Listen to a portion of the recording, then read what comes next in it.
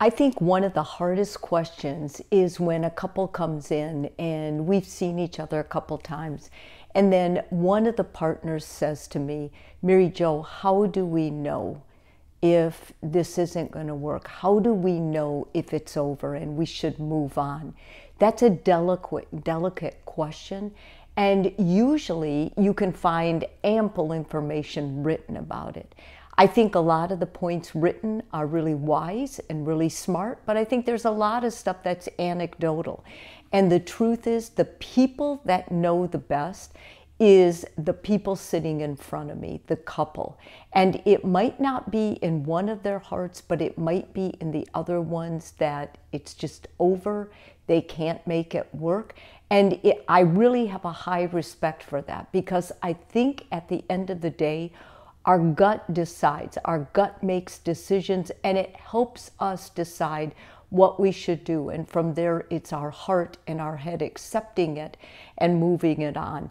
I am a marriage advocate, so I usually will go the extra mile to help couples make it work, because I also know it's one little thing, one little change that usually acts as a catalyst for helping the relationship get back on track, for helping motivate both people to get back on track and really work at the relationship. But sometimes that isn't there. Sometimes the relationship is so dead by the time they've come in that by us trying to restore it, it's not going to work. Here's what I look for in the couple. The first thing is the intimacy just isn't there anymore. If you can no longer connect with your partner, you basically, there is just no way emotionally, physically, spiritually, intellectually, whatever, that the two of you can't connect, that there's absolutely like nothing, then I think that's a very strong indicator. The second one, you can no longer resolve issues together. Anytime you try to talk about things or find a common ground, it's impossible. Like the two of you, the teamwork is broken. Now, although I have this listed as one of mine, I will say a lot of times when marriages are struggling, they will go through a period of 2 months to 4 months where they just can't get it together. They just can't problem solve. Hopefully they're in with a therapist then, and that therapist is helping to guide them, but that doesn't always happen. And if you're in that place, the second or third month, the fourth, you can get mighty discouraged and you can start feeling really bad, like questioning, is your marriage over? Next, you feel alone even when you're next to them. When the emotional, physical, all kinds of intimacy are disconnected, as I said earlier, there just isn't any, you are going to feel alone. You're going to feel alone in, problem solving, in carrying the load, in trying to make it work, in trying to say the right thing. You'll feel alone even if you're in the car with them, at a restaurant with them, no matter where you go with them. Now, here is the thing. Many times when you are stressed in a relationship, you do feel alone. The body, the brain has a way of kind of making it all about me. Me, me, me, me, me. And your needs are first. So I caution you, if you're feeling alone, are you thinking about ways to connect with us so we become we again and it's not so much me? Because anytime you get self-focused, automatically you have a tendency to feel more isolated, more alone.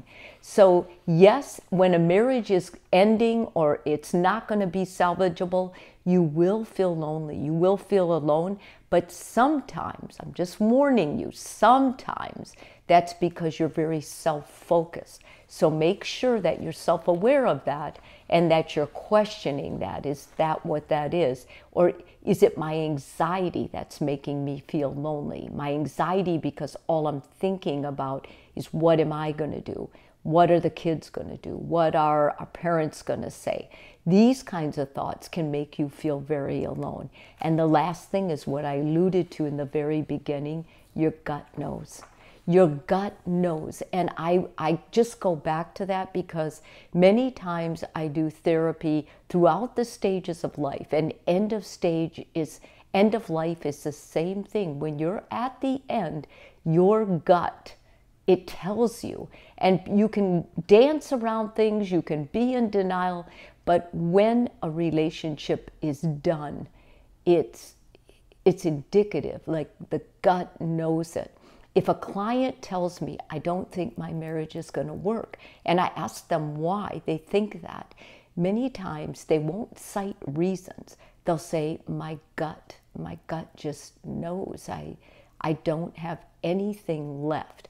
Now, sometimes one of the main reasons I tell you to go to therapy is because when you're working on a marriage, you get very fatigued. You're sick of it. You don't want to try. You've been trying for years and you're just sick of it. You're sick of being told what to do.